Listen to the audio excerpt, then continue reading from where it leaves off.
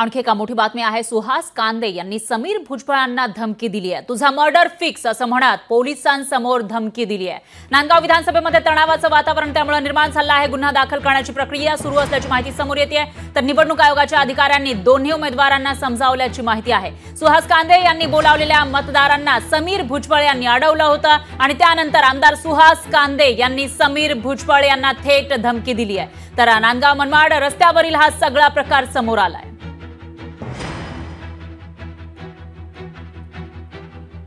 इथं पोलीस उपस्थित होते, त्याचबरोबर निवडणुकीतील अधिकारी सुद्धा उपस्थित होते आणि त्यांच्या समोरच आमदार सुहास कांदे यांनी समीर भुजबळांना धमकी दिली आहे। समीर भुजबळ हे तिथून अपक्ष उमेदवार आहेत, तर शिवसेनेचे विद्यमान आमदार आणि तिथले उमेदवार सुहास कांदे आहेत। दरम्यान एक मोठी माहिती समोर येते। मुंबईमधून हेमा मालिनी यांनी आपला मतदानाचा हक्क बजावलाय। लोकशाही मराठी ऐका, पहा, जागरूक रहा।